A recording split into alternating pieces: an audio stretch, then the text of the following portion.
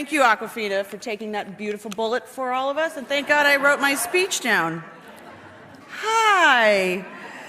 Ellen, we got to keep the best friend stuff kind of on the DL, okay? Because a lot of my best friends are here. Okay. I mean, you would think after 30 years of being in this industry, getting up here would be easy, and it's not. It's terrifying. It's not that often we are surrounded by people who found their voice and are using it to hold people up and bring people together. And that to me is true power. I mean, it's funny because I've never actually thought about myself as powerful. I mean, strong, yes, but powerful, not. It's a distinction I've actually been thinking a lot about lately, because the word power and its counterpart, abuse of power, keeps coming up in light of what is happening in our country, in our industry. A rebalancing of the scales, I guess you could say. And I've been thinking about my own relationship with that word, with the word power, which got me thinking about my early associations with my own sense of power, something I believe comes from using our voice. And I remembered a parental figure saying to me, around the rather critical age of about 11, after a dinner party, that I was excused from the table because I didn't have anything interesting to add to the conversation. Ouch. And it stuck with me. It stuck with me like painfully worded sentences can. And if I'm being honest, and I'm being honest because I'm 50, and that comes with the territory.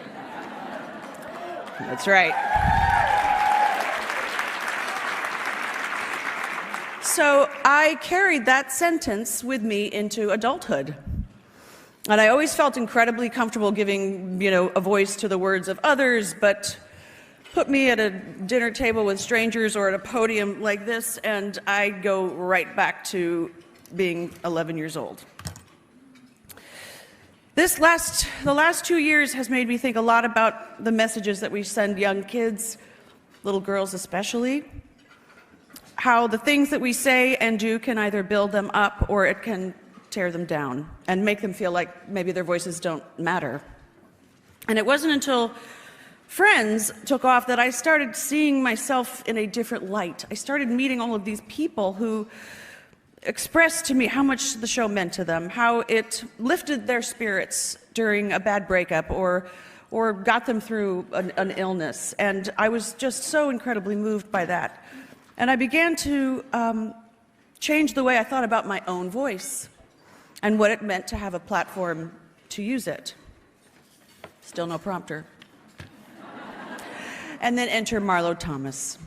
Marlo Thomas, as some of you might remember, she was my mama on Friends. And I remember one day we were on set and she said to me, "I'm going to this St. Jude gala tonight. Would you like to be my date?" And I said, "Yeah, I'd love to be your date and go to that." So there we are at this big elaborate gala. There's tuxes and gowns and tiny little food on toothpicks that you can't eat in any dignified manner. And I sat down at the table and they started to roll this tape of the hospital. And I sat there watching it, moved to tears, and that was it. That was it for me. I wanted to be a part of this extraordinary organization. And that was 25 years ago. And I am very honored to be a part of St. Jude. And I've been in love with them ever since. And right around this time, every fall, we shoot the PSA for the holiday PSA. And I get to spend a day with a family of St. Jude. And I always say it's the best day of the year and the hardest day of the year. And a few years back, I met a little girl named Sawyer, who I still think about to this day. She was 7 at the time, and I remember she had this pink little dress on and these big angelic eyeballs.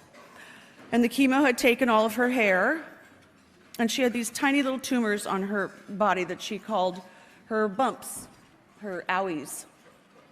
And she just sat on my lap and smiling and cuddling with me the whole time as we ran through the script again and again and again. And after hearing this word, at the end of the day, after hearing the word repeated over and over again, she looked up at me with those big blue eyeballs and she asked me, "What is cancer?" And I just looked at her and I was like, oh God, I'm not equipped to answer this question. Birds and the bees, oh, you're too young for that. But seriously, I never forgot about that moment. Here was this little girl who was fighting this deadly disease every single day, and she didn't even know what the word was for it. And it was just part of her reality, and she was just making the absolute best of it. And that's what's unbelievable about these children. Despite everything that they are up against and as much pain as they are often in, they are vibrant, they're joyful, they are fearless. And that's part of the magic of St. Jude, and why I'm so honored to support their work, because they're giving children the best care on the planet so that they can reclaim their childhood, so that they can find their little inner superhero. And they're doing it at no cost so that the families can focus on their little ones, live without worrying about crippling hospital bills, and they're pioneering treatment, cutting-edge treatments that will soon one day find a cure. And that is what every child deserves to know, that they are seen, that they are powerful, and they are loved, and that they deserve a seat at the table, and that anything they have to say or any question they have to ask is of value, even if we don't have all the answers for it. So thank you very much for recognizing the work of this remarkable organization and for celebrating the power in each and every one of us. Thank you.